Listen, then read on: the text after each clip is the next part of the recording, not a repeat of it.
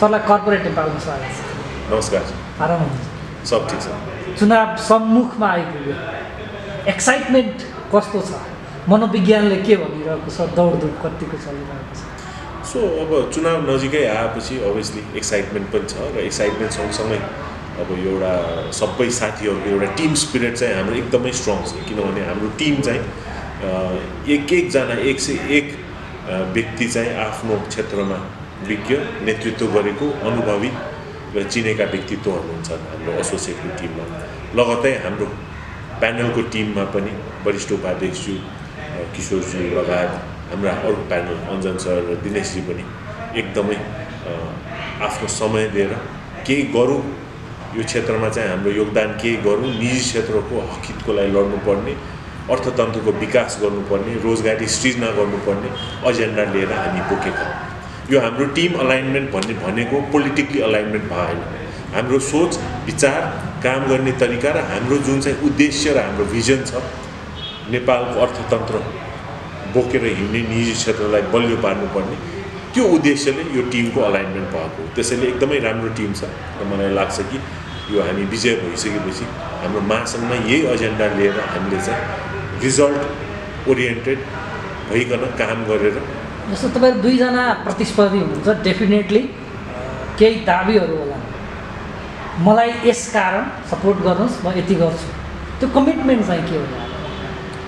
हेर्नुहोस्, म सकभर म बोलीमा जाने मान्छे होइन, काममा विश्वास गर्ने मान्छे।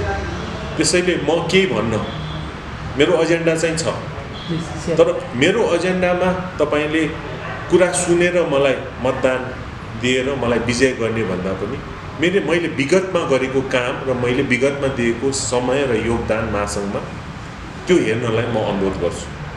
मेरो महासङ्घको कार्यकाल 20 वर्ष भइसकेको छ। मैले सुरुवात गरेको नेपाल युवा उद्यमी मञ्च, त्यसमा पनि युवाहरू महासङ्घमा आकर्षित होस्, त्यहाँ एउटा भ्याक्युम छ। किनभने युवाहरू महासङ्घमा नलाग्ने बढी राजनीति छ होइन। महासङ्घ भने एउटा सबैभन्दा ठुलो छाटा सङ्गठन हो। त्यहाँ नेतृत्व गरेर अर्थतन्त्रको आफ्नो निजी व्यवसायको मात्रै विकास होइन, समग्र समाज र राष्ट्रको विकासमा लाग्नुपर्छ। महासङ्घमा लाग्यो भने हामीले चाहिँ त्यो कपेसिटीमा भविष्यमा युवाहरूको भविष्य सुनिश्चित गर्न यो संस्थाले गर्नुसक्छ। किनभने रोजगारी सृजना भएन, उद्यमशीलताको विकास भएन भने हामी कहाँ रहने, त्यो सबै बाहिर जाने।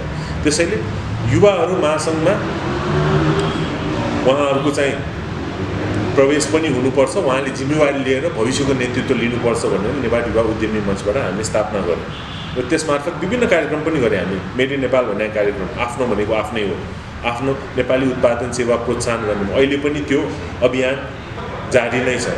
सो त्यहाँबाट सुरु गरेँ। त्यसपछि मैले 4 कार्यकाल महासङ्घमा बिताइसकेको छु। 4 कार्यकालमा मैले आफ्नो काम जिम्मेवारी दिएको इमान्दारी साथ गरेको छु। हो, कमी कमजोरी सबैको हुन्छ, तर त्यसैले त सबै एकजना व्यक्तिले सबै कुरा थाहा हुनु पर्दैन। अध्यक्ष होस्, उपाध्यक्ष होस्, त्यसैले त टिम चाहिने हो। किनभने सबैको सरसल्लाह लिएर अगाडि बढ्ने हो। म गलत छैन भने तपाईँ त अघिल्लो कार्यकालमै पदाधिकारी बन्ने तयारीमा हुनुहुन्थ्यो। सो त्यो तयारी त अबको मात्रै होइन, तपाईँले भन्नुभएको जस्तो मेरो 3 वर्ष अगाडिदेखि नै तयार सुरु भइसकेको छ। तर त्यो बेला चाहिँ महासङ्घको हितमा, व्यक्तिगत हित होइन, महासङ्घ हित भने जहिले पनि संस्थाको हित भने माथि हामीले राख्नुपर्छ। र त्यो बेला टिमले चाहिँ निर्विरोध रूपमा चन्द्रदाईलाई अगाडि बढाउने भन्ने भएको हुनाले मैले चाहिँ पछाडि आएर उहाँलाई सहयोग गरेर उहाँ निर्विरोध भएर उपाध्यक्ष हुनुभयो।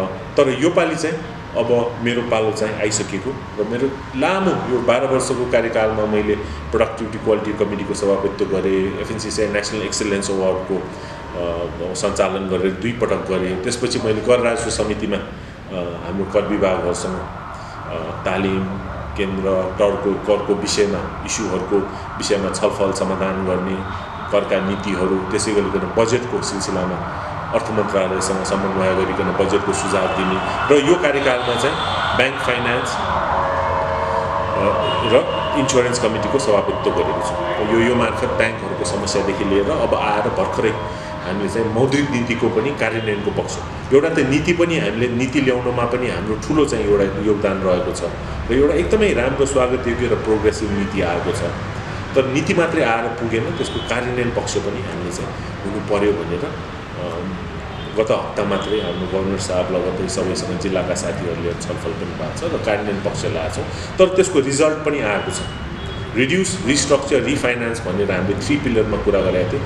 रिड्युसमा ब्याज दर घटेको छ, 10% ब्याज घटाइएको छ, 2% इन्ट्रेस्ट रेट घटाइएको छ, CCD रेसियो घटाइएको छ, रिफाइनान्समा 5 गुणा बढी दिएको छ। सो राहत चाहिँ आएको छ, त्यसैले रिजल्ट पनि आएको छ।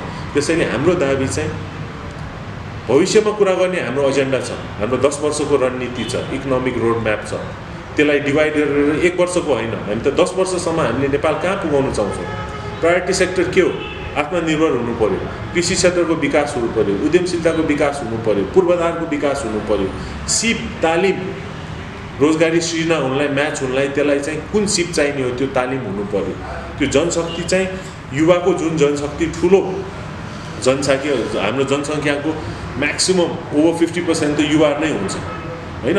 उहाँको सिप के हुनु पर्यो त? उहाँहरूलाई चुनाव अगाडि अघि सारिएका एजेन्डा रोडम्याप या प्रतिबद्धताहरू चाहिँ फगत प्रतिबद्धता मात्रै हुन्छन् भन्ने विगतको इतिहासले देखाउँछ। त्यस्तो त नहोला तपाईँहरूको पालामा। हाम्रो त्यसैले एउटा चाहिँ के हो भने मैले पुनः एकपटक तपाईँलाई के भने कुरा त हामीले गरिरहेछौँ, ठिक छ, मान्नु कुरै हो रे, यो कुरा चाहिँ होइन, त्यो तपाईँ म विश्वस्त गर्न चाहन्छु। किनभने यो 1 वर्षको यो शेखर गोल्छाज्यूको कार्यकालको मात्रै होइन, हामीले त 10 वर्षको रणनीति बनाएका छौँ इकोनोमिक रोडम्याप। त्यो शेखर गोल्छाज्यूले प्रकाशित पनि गर्नुहुन्छ मिडिया मार्फतै तपाईँले हाम्रो के हो कसरी काम गर्ने। तर त्यो विश्वास छैन भने ठिकै छ होइन, किनभने यो त कुरा हो, भविष्यमा गर्ने काम हो, काम होला नहोला। तर विगतमा त प्रुभन ट्र्याक रेकर्ड काम गरिसकेका छौँ। शेखर सरले पनि गर्नुभएको छ आफ्नो लामो यात्रा महासङ्घमा। मैले पनि मेरो झन्डैले 20 वर्षको कार्यकालमा मैले त विभिन्न नाडाको उपाध्यक्ष भएर वस्तुगतमा काम गरेको छु, युवा उद्यम मञ्चमा काम गरेको छु। 4 कार्यकालमा मैले 4 समितिको त यो 10 वर्षीय योजना चाहिँ तपाईँहरूको टिमको कलेक्टिभ अप्रोच हो। यो कलेक्टिभ अप्रोच हो र कलेक्टिभ अप्रोच महासङ्घको र प्यानलको मात्रै होइन, यो समग्र निजी क्षेत्रको ओनरसिप लिन्छ। त्यसपछि समग्र निजी क्षेत्र र निजी क्षेत्र भन्दा FNCCI मात्रै होइन, विभिन्न अरू व्यावसायिक सङ्घ संस्थाहरू र नेपाल सरकारकै पनि एउटा यो रोडम्याप हुनुपर्छ। तपाईँले विभिन्न अरू सङ्घ संस्था भनिहाल्नुभयो। चेम्बर मुभमेन्ट चाहिँ विविध प्रकृतिका सङ्घ सङ्गठनहरू खोलिएर अगाडि बढिरहेको छ। तपाईँहरूको कार्यकालमा अल द बेस्ट भनौँ, जितेर आउनुहुनेछ, कामना गरौँ। तपाईँहरूको कार्यकालमा यो चेम्बर मुभमेन्टलाई सके एक बनाउने, नसके पनि विगतमा अलिकति प्र्याक्टिस त देखियो, कार्यगत एकता गरेर रणनीतिक साझेदारी गरेर जाने सन्दर्भ कसरी हो?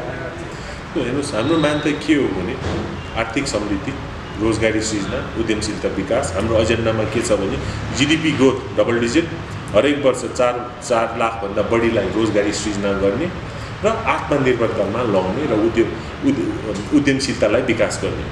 अब यो भनेको महासङ्घको मात्रै एजेन्डा होइन, सबैको एजेन्डा हो। यो अरू सबै व्यावसायिक सङ्घ संस्थाको एजेन्डा हो। तर उहाँको सञ्जाल, उहाँको नेटवर्क महासङ्घभन्दा ठुलो कसैको छैन। महासङ्घ भन्ने एउटा छाता सङ्गठन हो। हाम्रो सानो व्यवसायदेखि लिएर सबैभन्दा राष्ट्रको सबैभन्दा ठुलो व्यवसाय महासङ्घले कभर गर्छ। त्यसैले त्यो सञ्जाल, त्यो नेटवर्क, त्यो एक्सपर्टिज र जुन इतिहास छ महासङ्घ, सबैलाई बोकेर लग्ने हो हामीले अगाडि। सबैसँग सहकार्य समन्वय गरिकन निजी क्षेत्रको एजेन्डा राख्ने हो, व्यवसायहरूको हक हितको लागि लाग्ने। मेरो एजेन्डा भने त एकदमै सिम्पल छ। अहिले उद्योग व्यवसायहरू कहाँ छन्? न मान छ, न सम्मान छ, न सुरक्षा छ। बेसिकली मलाई त्यो चाहियो, नेपाल सरकारबाट पनि र समग्र रूपले पब्लिकबाट पनि। किनभने निजी क्षेत्र भनेको हेर्नुहोस्, एउटा देशको मेरुदण्डको रूपमा हुनुपर्छ। आर्थिक विकास गर्ने मेन क्याटलिस्ट भनेकै निजी क्षेत्र हो। त्यसैले त्यो सम्मान र मान हामीले पाउनु सकेनौँ भने हामीले प्रायोरिटी पनि पाउनु सक्दैन। नीतिगत रूपमा त्यो सुधार पनि हुँदैन र प्राथमिकता पनि हुँदैन। सो नीतिले नै साथ दिएन भने यहाँ लगानीको वातावरण कसरी हुन्छ, रोजगारी सृजना कसरी हुन्छ? वातावरण भनिहाल्नुभयो, अलिकति जोडिहालौँ। हामीले 3 टायर्स अफ गभर्मेन्टको एक्सर्साइज गरिरहेका छौँ केही समयदेखि। प्रारम्भमा यो करका दरहरू मल्टिपल हुने भएर डुइङ बिजनेसको कन्डिसन चाहिँ बिग्रन्छ कि भन्ने एउटा खालको त्रास थियो। यो बिचको एक्सर्साइजले के देखायो? अब इज अफ डुइङ बिजनेस मुख्य कुरा। अब इज अफ डुइङ बिजनेस गर्दा नेपालमा विडम्बना के छ भने हामीले जहिले पनि करको कुरा गर्दा कर सङ्कलन कहाँबाट भइरहेछ? 800 देखि 1000 जना ठुला करदाता छन् जसले 80% राजस्व सङ्कलन गरेर बुझाइरहेछ राज्यलाई। बाँकी 80% उद्योग व्यवसायहरूले 20% मात्रै दिन्छ। तर यो सबै गरे पनि यो 40% मात्रै हो। 60% त इन्फर्मल सेक्टरमै छ। अब त्यो 60% इन्फर्मल सेक्टरलाई फर्मल सेक्टरमा कसरी ल्याउने, त्यो हाम्रो ठुलो चुनौती। ट्रान्सपेरेन्सी ल्याउनु पर्यो, इन्फर्मल सेक्टरलाई फर्मल सेक्टरमा ल्याउनु पर्यो। करको दर बढाउने होइन, करको दर घटाउने हो, करको दायरा बढाउने हो। त्यो भएपछि हामी चाहिँ समृद्धितिर लाग्छौँ, इन्क्लुसिभ ग्रोथको कन्सेप्टमा आउँछ। र त्यो गर्न अहिले सही समय हो, किनभने कोभिड आयो होइन। कोभिडले त अर्थतन्त्र एउटा विषम परिस्थिति भएको, धेरै चुनौती छ। तर चुनौती सँगसँगै एउटा एक किसिमले अवसर के हो भने यसलाई चाहिँ सबै व्यवसायलाई चाहिँ डिजिटल प्लेटफर्ममा, डिजिटल इकोनोमीलाई प्रोत्साहन गर्न बाध्यतावश भए। अब डिजिटलमा गइसकेपछि के हुन्छ भने हामीले करमा काम गर्दा पनि हामीले के भन्यौँ भने, मैले करको सभापति हुँदा ट्याक्सलेस फेस अफिस भनेको थियौँ हामीले, सरी फेसलेस ट्याक्स अफिस भनेको थियौँ। सबै विद्युतीय माध्यमबाटै जाने, अनलाइनबाटै जाने। किनभने फेसलेस ट्याक्स अफिस भएपछि एउटा त एफिसियन्सी बढ्छ, तुरुन्तै जहाँबाट पनि। तपाईँले ठुलो ठुलो करको कार्यालय हरेक प्रदेशमा जिल्लामा किन बनाउनु पर्यो? करोडौँ खर्च गरेर मोबाइल फोनबाट हुँदैन तपाईँले ट्याक्सको पेमेन्ट, बिजुलीको पेमेन्ट, पानीको पेमेन्ट, ब्लू बुकको नवीकरण, वार्षिक करहरू सबै गर्न सकिन्छ। र त्यो के भयो? एफिसियन्ट, लो कस्ट, र त्यति मात्रै होइन, त्यो पुरै वाइट इकोनोमी हो। वाइट इकोनोमी अनलाइन जानुसार तपाईँको दर्ता हुन्छ। सो त्यो गर्नलाई अहिले ठुलो अपर्च्युनिटी छ। र अब जुन हाम्रो 10 वर्षको रणनीतिको कुरा गरेर त औद्योगिकरण, ब्याङ्किङ क्षेत्र, सर्भिस सेक्टर, कृषि, पूर्वाधार, जेसुकै भने पनि यसलाई चाहिँ डिजिटल इकोनोमीले साथ दिएर अगाडि बढ्छ। तपाईँले 10 वर्ष भनिहाल्नु, त्यो 10 वर्षलाई अलिकति फ्लरिस गरिदिनुहोस्। रणनीति हाम्रो के हुन्छ भने 10 वर्षलाई ब्रेकडाउन गरेर 5 वर्ष हुन्छ। अब 5 वर्षलाई ब्रेकडाउन गरेर 3-3 वर्ष हुन्छ भने कार्यकाल के हो? अब हाम्रो मुख्य यसमा चाहिँ प्रिन्सिपली एउटा के हो भने, हामीले नेपालमा पनि हामीले के भोगेका छौँ भने हरेक सरकार इलेक्सनसँग सरकार फेरिन्छ, सरकारसँग नीति फेरिन्छ। अब हामीले लगानी गर्ने त 10 वर्ष 20 वर्षको लागि, हरेक सरकारको प्रायोरिटी सेक्टर अलग हुन्छ, नीति अलग्गै हुन्छ। भनेपछि हामीले लगानी गर्दा त यो सरकारमा यो प्रायोरिटी सेक्टर थियो, राम्रो नीति थियो, अर्कोमा बदल्यो भने त होइन करोडौँ अर्बौँ रुपियाँ लगानी, त्यत्रो रोजगारी दिए ध्वस्त भयो। त्यसैले होइन, महासङ्घको पनि हरेक नेतृत्वमा अलग एजेन्डा हुँदैन। हाम्रो एजेन्डा भने सिम्पल हो, आर्थिक विकास हो, रोजगारी सृजना हो, समृद्धिको वातावरण बनाउने हो, एउटा विन विन सिचुएसन सबैलाई ल्याउने। भनेपछि 10 वर्षको रणनीतिमा जुनसुकै नेतृत्व आए तापनि हामीले त्यो एजेन्डा लिएर अगाडि बढ्छ। तर त्यो गर्नलाई चाहिँ हामी यो पहिलो 3 कार्यकालमा के गर्नु पर्यो भन्दा त नीतिगत सुधार गर्नु पर्यो। एउटा त नीतिगत सुधार गर्नु पर्यो। नेपाल सरकारको विभिन्न, अब म एसोसिएटको भिपी भयो, श्रम एवं रोजगारदाता परिषद, इन्डस्ट्रियल एन्टरप्राइज एक्टको आउँछ, हाम्रो ब्याङ्किङ समितिको फिजिकल पोलिसीहरू, मोनिटरी पोलिसीहरू आउलान् होइन। सो सबैको आफ्नो आफ्नो जिम्मा हुन्छ। एउटा त्यो नीतिगत, एउटा चाहिँ राम्रो नीति आएर यहीँ लगानी गर्ने वातावरण भयो भने, त्यसले नीतिले साथ दियो भने यहीँ लगानी हुन्छ, रोजगारी सृजना हुन्छ। एउटा त्यो। दोस्रो, त्यो सँगसँगै हाम्रो आफ्नै व्यवसायहरूको पनि कपेसिटी बिल्डिङ चाहिँ हुनुपर्छ। कपेसिटी बिल्डिङ किन भन्यो भने अहिले र 10 वर्षपछि प्रायोरिटी सेक्टर बिजनेस धेरै चेन्ज हुन्छ, अनलाइन प्लेटफर्ममा जाला, बिजनेसको नेचर पनि फेरिन्छ, प्रायोरिटी सेक्टर अपर्च्युनिटी पनि आउँछ। त्यसलाई परिणित गर्न चाहिँ एउटा चाहिँ कपेसिटी बिल्डिङ एउटा। दोस्रो, कपेसिटी बिल्डिङकै कुरा गर्दा यो बाहिर हाम्रो उद्योग व्यवसाय साथीहरूको भयो। दोस्रो, हाम्रो महासङ्घभित्रै कपेसिटी बिल्डिङ हुनु पर्यो। हामी प्रोफेसनल अर्गनाइजेसन हो, राजनीतिक संस्था होइन। प्रोफेसनली चल्नु पर्यो। सेक्रेटेरिएट, सचिवालय बलियो हुनु पर्यो, राम्रो जनशक्ति हुनु पर्यो, त्यहाँ डेटा सेन्टरको रूपमा हुनु पर्यो, हामीले परिणित गर्नु पर्यो। सबै डेटा भइसकेपछि हामीले चाहिँ अध्ययन गरिकन हामीले चाहिँ सही सल्लाह सुझाव दिन सक्छौँ राज्यलाई पनि र उद्योग व्यवसायलाई भविष्यमा नेपाल कुन दिशामा जाने भनेर पनि। सो त्यो पनि हाम्रो हुनु पर्यो। त्यसैले यो फाउन्डेसन र पूर्वाधारको विकास हुनु पर्यो। पूर्वाधारको विकासभन्दा हार्ड र सफ्ट इन्फ्रास्ट्रक्चर। हार्ड इन्फ्रास्ट्रक्चर भने पुल निर्माण, कृषिमा कुरा गर्दा शीत भण्डार, खाद्य भण्डार, बाटोको निर्माण, नेटवर्क हुनु पर्यो। सफ्ट इन्फ्रास्ट्रक्चर भने हाम्रो जनशक्तिको सिप स्किल्स, इम्प्लोएबल स्किल्स चाहियो। अब आइटी हुन सकेपछि त धेरै यी जब चाहिँ आउँछ, ट्रेडिसनल जब्सहरू त धेरै कम हुँदै जान्छ।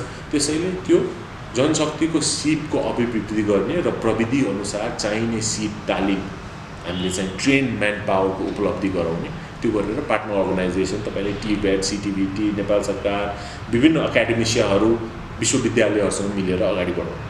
सो त्यो फाउन्डेसन हो। सो त्यो पहिलो 3 वर्ष कार्यकालमा हाम्रो काम हुनुपर्छ विभिन्न क्षेत्रमा, होइन, ऊर्जाको क्षेत्रमा पनि कुरा हुन्छ।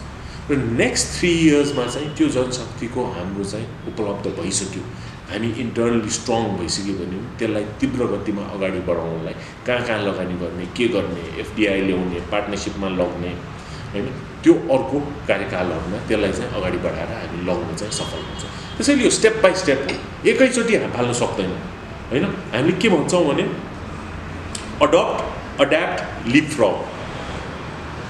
यो धेरै रकेट साइन्स जस्तो होइन, विश्वभरि भइसकेको कुराहरू हो। ल, इन्डस्ट्रियल रेभोल्युसनमा हामी नजाउँला, किनभने हामी चाहिँ सङ्ख्यागत रूपमा, भोल्युममा, क्वान्टिटीमा कम्पिट गर्न सक्दैन चीन र इन्डियासँग। तर क्वान्टिटेटिभको सट्टा क्वालिटेटिभ त जानु सक्छौँ, क्वालिटीमा त दिन सक्छौँ। सर्भिस सेक्टरमै कुरा गरौँ हामी, ठिक छ अहिले कोभिड छ, तर 1 वर्ष 2 वर्षपछि त पर्यटनहरू फर्किन्छ। क्वालिटी सर्भिस दिउँ, पर्यटनमा फोकस गर्नु हामीले, प्रडक्ट्स र उसमा पनि, प्रडक्ट्स र सर्भिसेसमा पनि विशेष क्वालिटीमा हामी फोकस गरौँ, क्वान्टिटीमा नजाउँ। किनभने नेपालकै हाम्रो इतिहास, हाम्रो चाहिँ कल्चर, हेरिटेजले गरेर हाम्रै आफ्नो उत्पादनको त्यो क्वालिटीको हामीले ह्यान्डिक्राफ्टकै कुरा गर्छौँ। जस्तो यसैमा एउटा सन्दर्भ जोडेको छ, ताइवानले एक मोडलबाट आफूलाई विकास गरे भन्ने सन्दर्भ छ। हामीसँग 2टा बिग इकोनोमी छेउमा छन्, 1 भिलेज 1 प्रडक्टको पनि हाम्रो कन्सेप्ट थियो। त्यो बिचमा हामीले त्यो 2वटा बिग इकोनोमीबाट लाभ लिन सक्ने त्यस्तो प्रोडक्टिभ एरिया पनि आइडेन्टिफाई गर्नुपर्छ। अवश्य पनि एउटा त ऊर्जै क्षेत्र हो, होइन। ऊर्जामा अब हामी राम्रै गरिरहेछौँ। एउटा उदाहरणको रूपमा ऊर्जा हाम्रो चाहिँ अब सरप्लसै भएपछि हामी एक्सपोर्टतिरै लाग्छौँ। त्यो भने एउटा आत्मनिर्भरता हुन, हेर्नुहोस् मेरो व्यक्तिगत धारणा, आत्मनिर्भर हुनलाई हामीलाई फुड सिक्योरिटी चाहिन्छ, कृषि क्षेत्रको विकास हुनुपर्छ। दोस्रो हाम्रो ऊर्जा क्षेत्र हो, पावर सेल्फ रिलायन्ट हुनु पऱ्यो। किनभने हामीले बिर्स्यौँ, नाकाबन्दी थियो, होइन, भूकम्प भएको थियो, जेसुकै भयो, कोभिडै भयो, कोभिडले पनि अब अरू राष्ट्रले कतिले हेल्प गर्यो, आफै धौधौ भइरहेछ, होइन, आफ्नै सिटिजन्सलाई प्रोटेक्ट गर्न। सो आत्मनिर्भर हुन हामीले चाहिँ ऊर्जा क्षेत्र, कृषि क्षेत्र र पूर्वाधारको विकास गर्नु। तपाईँले कृषि क्षेत्र भनिहाल्नुभयो, हाम्रो पनि मुख्य प्रायोरिटीमा छ भन्छ सरकारले सधैँ। तपाईँ एसोसिएट तर्फको भनेको कर्पोरेट इन्भेस्टरहरूको प्रतिनिधिका रूपमा महासङ्घमा जाँदै हुन्छ। त्यो कर्पोरेट नेचरका इन्भेस्टरहरूलाई चाहिँ एग्रिकल्चरमा इन्भल्भ गराउनलाई केही सोच्न सकिएला, केही योजना बनाउनु? सो यसमा एउटा त नेपाल सरकारबाटै एउटा चाहिँ प्राथमिकता क्षेत्र भनेर 5% लोन उपलब्ध भइ नै सक्यो, त्यसको सदुपयोग हुनुभएको छैन। तर कृषि क्षेत्र भन्दा हामीले के ध्यान दिनु भने, म पनि व्यक्तिगत रूपमा हाम्रो हिमाल एग्रिकल्चर भनेर म कृषिमा लागेको झन्डै 5 वर्षभन्दा बढी भइसकेको छ, होइन। धेरै कुरा नोक्सान पनि भयो, तर सम्भावना पनि छ, धेरै सिक्ने कुरा पनि पायो। किनभने हामी जहिले पनि मास एग्रिकल्चरमा, कमर्सियल एग्रिकल्चरमा जानुपर्छ, तर हाई भ्याल्यु एडिसनमा हामी जानुपर्छ, होइन। हाई भ्याल्यु एडिसनमा अब हेर्नुहोस्, तपाईँले अहिले आएर तपाईँले एभोक्याडोको कुरा भइरहेछ, स्ट्रबेरी पनि पहिला थिएन, अब आएर स्ट्रबेरी कति राम्रो भइरहेछ। एभोक्याडो, ड्र्यागन फ्रुट, यो high value agriculture, fruits, medicinal plants, है, यार्चागुम्बा, हर्ब्स, मेडिसिनल प्लान्ट्सको त धेरै भ्याल्यु एडिसन हुन्छ। हामीले निर्यातै गर्न सक्छौँ यसले गरेर, होइन। अरू राष्ट्रहरूको लागि एउटा निश इकोनोमी भने, इन्डिया चाइनाको लागि 1 बिलियन भने इकोनोमी, निश इकोनोमी, यो सानो इकोनोमी हो। नेपालको लागि त्यो ठुलो हो। तर त्यसमा पनि तपाईँले बायोटेक्नोलोजी ल्याउनु पऱ्यो, सिप हामीले टेक्नोलोजी। तपाईँको 5 इयर्सको एक्सपिरियन्सले चाहिँ एग्रीमा गर्न सकिन्छ भन्ने देखिन्छ। तर एकदमै निश एग्रिकल्चर हाई भ्याल्युमा जानुपर्छ। त्यसमा भयो भने चाहिँ हामीले नेपालभित्र मात्रै होइन, हामीले चाहिँ एक्सपोर्ट पनि गर्न सक्छौँ। किनभने नेपालको तपाईँको जोग्राफिकली नै हेर्नुहोस् न, माथि इन्डिया छ, तल चाइना, माथि चाइना छ, तल इन्डिया छ, 150 किलोमिटर है। तर त्यो 150 किलोमिटरमा हाम्रो चाहिँ हिमाल आउँछ, पहाड आउँछ, त्यो पछि तराई आउँछ। त्यो 150 किलोमिटरभित्र 5वटा इकोनोमिक इको जोन्स छ, जे पनि हामी यहाँ चाहिँ ग्रो गर्न सक्छौँ, जे पनि। यति राम्रो हाम्रो चाहिँ एउटा एक प्रकृतिले हामीलाई यति एउटा राम्रो एउटा चाहिँ अवसर र एउटा चाहिँ ऊ दिएको छ, अपर्च्युनिटी दिएको छ। तपाईँ एकजना युवा उद्यमी, युवा व्यवसायी महासङ्घको उपल्लो लेयरको लिडरसिपमा जाँदै हुनुहुन्छ। एकजना युवा जो यहाँ पढिसक्यो, थोरै गोजीमा पैसा पुग्छ या ब्याङ्कबाट लोन पत्याउने अवस्थामा छ, अब उसले नेपालमा इन्भेस्टमेन्ट गर्नुभन्दा अगाडि तपाईँलाई हेरेर के सिक्ने, तपाईँले उसलाई के सिकाउनुहुन्छ? मैले उहाँले सिक्ने भने मेरो सफलताबाट होइन, मेरो असफलताबाट सिक्ने जहिले होइन, किनभने असफलतामै सिक्ने धेरै पाठहरू हुन्छ। सफल त सफल व्यक्ति भनिहाल्छ, तर मैले पनि 10वटा व्यवसाय सुरु गर्दा मेरो 7वटा जति त बन्दै भएको छ। हिमाल सेरामिक्स बन्द भयो, स्याङ्ला कार्पेट गार्डन सबै बन्द भएको छ। त्यो सिक्ने भने कहाँ तपाईँ असफल भयो र त्यो नदोहोऱ्याउने, त्यो गर्नु सक्यो भने तपाईँ छिटो सफल हुनसक्छ। त्यसै असफलताबाट हेरेर तपाईँले गर्नुपर्छ। र अर्को कुरा, नेपालमा धेरै सम्भावना छ। हेर्नुहोस्, सबै विदेश भन्छ, अब कोभिडको कारण फर्कि पनि रहेछ। नेपालमा अब ती सम्भावना भएको अरू कोही पनि छैन। त्यसैले आफ्नो लगानी आफ्नै भूमिमा आफ्नै माटोमा गऱ्यो भने तपाईँले आफूलाई मात्रै हेर्ने। हेर्नुहोस्, आफ्नो त सफल हुनु छ, सजिलो छ, तर आफू सँगसँगै एउटा सफल हुँदै गएपछि जिम्मेवारी बोक्नु भने के हो भने एउटा त रोजगारी सृजना गर्नु पऱ्यो। रोजगारी सृजना गर्दा आफ्नो दाजुभाइ गाउँ सहरबाट सयौँजनालाई रोजगारी सृजना गर्न सक्छ। त्यो पछि हाम्रो समाजतिर तपाईँको उत्तरदायित्व हुन्छ। त्यो पछि राष्ट्रपति पनि। किन म भन्छु भने त्यो पनि व्यक्तिगत स्वार्थै हो। हेर्नुहोस्, आफै एक्लै सफल भयो मानु, म एकदमै सफल, तर सर्वसाधारण समाजबाट गोजीमा पैसै छैन तपाईँको उत्पादन किन्न, तपाईँको मोटरसाइकल किन्न पैसै छैन, तपाईँको मेरो हिमाल स्टिल किन्न पैसै छैन, अक्सिजन किन्न पैसै छैन भने तपाईँ कसरी सफल हुनुहुन्छ? त्यसैले उहाँ पनि सफल हुनु पर्यो, उहाँ पनि कमाउनु सक्नु पर्यो।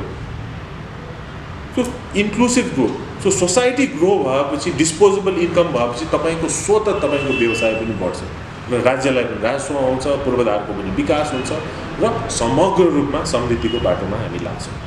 तपाईँलाई आसन्न निर्वाचनमा मतदान गर्ने तपाईँका शुभेच्छुक मतदाताहरूले एसोसिएट उपाध्यक्षका रूपमा मतदान गर्ने हो वा हामी महासङ्घको भावी नेतृत्व ग्रो गर्दैछौँ, फर्स्टम्यान लिडरसिपका लागि एउटा युवालाई तयार पार्दैछौँ भनेर मतदान गर्ने? अब अहिले म महासङ्घमा मेरो यत्रो लामो यात्रा भइसकेको छ र यो म एसोसिएट भने पहिलो चरण हो। अन्तिम त म महासङ्घमा नेतृत्व गरेँ भनेर लागेको छु। म त्यो मैले चाहिँ मेरो चाहिँ म आशावादी छु, तर त्यो लामो यात्रा छ। एउटा चरणमा हामी अगाडि बढ्नुपर्छ र एउटा चरणमा सफल भइसकेपछि अर्को चरणमा जानु सजिलो हुन्छ। त्यसैले one step at a time. तर योपालि मैले एसोसिएटमा उम्मेदवारी दिएर म विजय भयो भने मेरो मुख्य भूमिका भने महासङ्घलाई अझै बलियो पार्ने, रिफर्म ल्याउनुपर्छ हामीले। किनभने महासङ्घ भने एउटा प्रोफेसनल अर्गनाइजेसन, रिजल्ट ओरिएन्टेड हो। हाम्रो उद्देश्य के हो, त्यो उद्देश्यलाई हामीले पुरा गर्नुपर्छ। त्यसैले 1, 2, 3 राखेर यो हो, हामी 3 वर्षमा यो काम गरेर देखाउँछु भनेर हामीले अब्जेक्टिभ दिनुभन्दा हामीले अगाडि बढ्छौँ। मेरो भनेको रोजगारदाता परिषद हो, श्रम ऐन लगत्तै के हाम्रो चाहिँ सोसल सेक्युरिटी पनि, सोसल सेक्युरिटी, श्रम ऐन लगायतै अलिकति इन्डस्ट्रियल एन्टरप्राइज एक्ट पनि त्यसमा हुन्छ। त्यो भने एकदमै महत्त्वपूर्ण पद हो, महासङ्घको मुटु नै हो एक्चुअली तपाईँले भन्नुभयो भने। किनभने मैले यहाँ नेपालमा लगानी हुन्छ कि हुँदैन, कसको लगानी भन्दा हामी आफ्नै व्यवसायहरूको लगानी हुन्छ कि हुँदैन र बाहिरबाट पनि लगानी आउँछ कि आउँदैन भने लेबर ल हेरेर हुन्छ। त्यो लेबर लमा श्रमिक र नेपाल सरकारको एउटा 3 स्टेक होल्डर्समा एउटा विन विन सिचुएसन ल्याएर एउटा त्यो वातावरण हामीले बनाउन सक्यौँ। हाम्रो लेबर फोर्स चाहिँ एकदमै प्रोडक्टिभ, एफिसियन्ट भयो भने उद्योगको विकास हुन्छ, उद्योगको विकास भयो भने नाफा कमाउँछ, नाफा कमाएपछि श्रमिकहरूको पनि पारिश्रमिकहरू सबै बढ्छ, बोनस पाउँछ, यसको पनि विकास हुन्छ, भएपछि कर पनि तिर्छ र लगानीको त्यो वातावरण हामीले चाहिँ एफिसियन्ट एउटा वर्कफोर्स हुनसकेपछि बाहिरबाट पनि हामी लगानी ल्याउन सक्छौँ र यहाँ औद्योगिकरण बढ्छ र उद्योगहरूको जुन जिडिपीमा कन्ट्रिब्युसन घट्दै गएको क्रममा छ, यसको ठुलो रोल चाहिँ एउटा श्रम ऐनले गरेर पनि हो। त्यो सुधार ल्याउन सक्यो भने चाहिँ उद्योगको कन्ट्रिब्युसन इकोनोमीमा बढ्छ, रोजगारी सृजना पनि हुन्छ। बन्द भएका उद्योग सरकारी संस्थानहरूको पनि प्रोक्सी कलेक्सन गरियो भन्ने सन्दर्भ बाहिर आइरहेको छ। तपाईँ आफैले त्यसो गर्नुभयो कि त्यो हल्ला मात्र चलाएको या अरू कसैले गरेको? हाम्रो विधान छ, नियम कानुन छ होइन, इलेक्सनको त्यत्रो हाम्रो सचिवालय छ, त्यसमा स्पष्ट छ नियम होइन। गभर्मेन्ट ब्याङ्कहरू भने पब्लिक इन्स्टिट्युसन हो, त्यहाँ चाहिँ आफ्नै रिप्रेजेन्टेसन चाहिँ हुनुपर्छ। कसै अरूले ल्याएछ भने त्यो सचाइहाल्छ र फर्केर त्यो आउनैवाला छ हेर्नुहोस्। किनभने गभर्मेन्टको इन्स्टिट्युसनबाट त गभर्मेन्टको प्रतिनिधि आउनु पऱ्यो, मैले प्रतिनिधित्व गर्न सक्दैन। ब्याङ्क भने पनि पब्लिक इन्स्टिट्युसन हो, ब्याङ्ककै प्रतिनिधि आउँछ। सो त्यो एकदमै स्पष्ट छ, त्यसमा कसैको दुई मत छैन। अब इलेक्सनमा त्यहाँकै प्रतिनिधि आएर हाल्नुहुन्छ। यो प्रोक्सी भन्ने व्यवस्थाले महासङ्घको चुनावमा अलिक बढी यसलाई डिरेल गरेको हो कि भनेर यसमै करेक्सन गर्नुपर्ने बारे सोच्ने बेला भयो वा भएन, के लाग्छ तपाईँलाई? आई थिङ्क अब त के हो भने अब नयाँ प्रविधिमा गइसकेपछि यो इलेक्सन जुन प्रकारले हामी गरिरहेछौँ त्यो एकदमै पहिलोको चलन चल्तीमा एकदम इनएफिसियन्ट र एक किसिमले समय लाग्ने म्यानुअली भइरहेछ। अब भविष्यमा मलाई लाग्छ कि यो सबै अनलाइनमै परिणत भइसकेपछि चाहिँ यो सबै यस्तो चाहिँ त्रुटिहरू छन् या इनएफिसियन्सीहरू छन् या यस्तो प्रणालीहरू चाहिँ अन्त हुन्छ र यसलाई चाहिँ नयाँ चरणमा हामीले लगाउने चाहिँ हाम्रो प्रयास पनि गर्नेछ। Last but not the least, तपाईँका आफ्ना मतदाता शुभेच्छुकहरूलाई आफ्नो पक्षमा अपिल गर्नुहोस्। सो म सबै मेरो मतदाता दिने सबै भोटर साथीहरूलाई म हम्बली के भन्छु भने म त्यहाँ सेवा गर्नुभएको, तपाईँकै सेवा गर्नुभएको सबै सदस्यहरूको हक हितको लागि र उहाँको समस्या समाधान गर्ने र अर्थतन्त्र र निजी क्षेत्रकै विकासको लागि र निजी क्षेत्रको मान सम्मान बढाउन हामी सबै लाग्नुपर्छ। र त्यसमा म मेरो 100% होइन 110% दिन्छु र त्यो गर्न म एक्लै सफल हुन सक्दैन। त्यसैले उहाँहरू सबैको मलाई साथ चाहिन्छ, मेरो टिमको साथ चाहिन्छ र उहाँहरू सबैको साथ र सरसल्लाह पनि चाहिन्छ। त्यसैले उहाँसँग सबै मिलिकन म विभिन्न चरणमा सरसल्लाह गरिकन सुझाव सङ्कलन गरिकन त्यो दिशामा म गएर म निजी क्षेत्रलाई अगाडि बढाउन मेरो पुरा म प्रतिबद्धता जनाउन चाहन्छु र त्यसको लागि तपाईँको साथ र सहयोग र भोटको लागि म रिक्वेस्ट गर्छु। धन्यवाद। तपाईँलाई सफलताको शुभकामना। धन्यवाद।